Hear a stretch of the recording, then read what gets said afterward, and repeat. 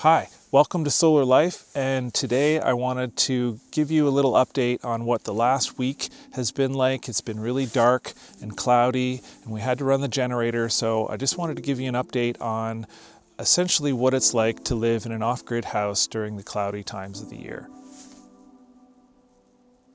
So it's been cloudy the last few weeks, and it's been a real struggle to get the solar system to charge the batteries because there's just not been enough light. On a cloudy day, there's only enough light to maintain the power load of the house and not actually enough to charge the batteries. So this leads to a situation where we continue to use power each day and are not replenishing it. And eventually, the battery bank is too low and it needs to be recharged, and it simply shuts off to protect the batteries. So when the power gets this low, the system is designed to auto-start the propane generator and charge the batteries for a programmed amount of time, usually for about 3 hours. This uses a lot of propane, and it is the last thing that I want to happen. So we do everything we can to conserve power and try to wait for a sunny day. My solar chargers and the whole system are online, so it can be seen from the computer in my house, but the long-term data can also be accessed through the company's website portal that they make for their customers. Last Sunday, we were fully charged to 100%. We produced roughly 15 kilowatts. Then Monday was dark and we only produced 0.4 kilowatts. The batteries went all the way down to 68% by that night. Tuesday morning was brighter. We made 3.4 kilowatts, and we charged the batteries up to 77% by the morning. They were down to 67% again. Wednesday was dark again, and we only charged 2% that day. We made about 2.5 kilowatts. That night the power got so low that we had to run the generator, or we wouldn't have had enough to get through the night, and the generator would have kicked on early in the morning, which would have likely woke us up. The generator's not that loud, but when you live in the quiet of the country, you hear even the low noise things like a car starting or anything like that. The generator ran for about 3 hours and it charged the house up to 88%. The next day, the panels held the house at 83% for the day. We made about 1.3 kilowatts, but by overnight they dropped to 71% to run the house.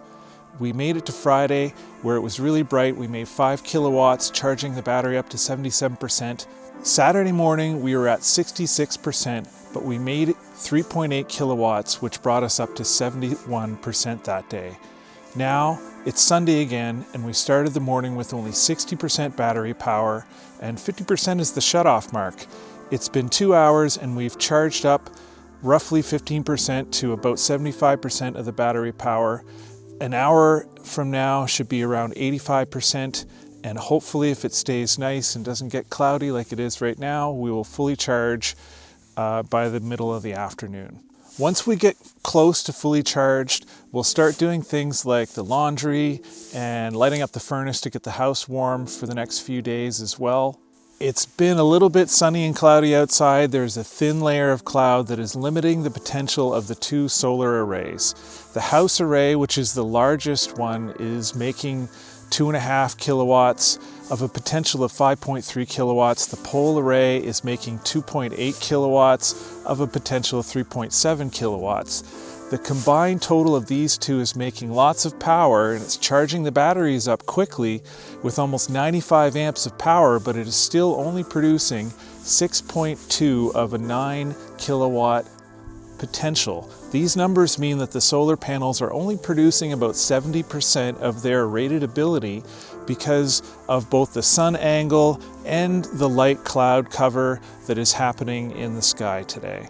However, there is enough solar gain today to run the solar air heaters, and so they are heating up the house with free hot air. The solar hot water system has been running all morning, heating up the tank of water for us to use. We also got our propane delivery this week, and I am always conscious of how we use it so that it lasts the whole winter. We essentially use just over 60% of the propane that is stored in the 2 large 400-pound tanks. We used 400 liters of propane in a year to cook, heat water, dry clothes, charge the batteries, and this costs us about $400. I always want to keep this bill as low as possible for both financial and environmental reasons. I'm always keeping an eye on the weather forecast because it directly affects the solar system, and with that, our lives and how we use the power in the house. There is a huge low pressure system coming towards us. It's going to bring lots of rain. We'll be back into power saving mode, trying to get through the dark days without having to run the generator. That's it for this episode of Solar Life. I hope this helps show you how it is living in an off-grid house from day to day and how we adapt with the changing sun conditions during essentially the cloudy times of the year. Thanks for watching. Feel free to subscribe to get notified when new videos are available. That's it for Solar Life, and we'll see you next time.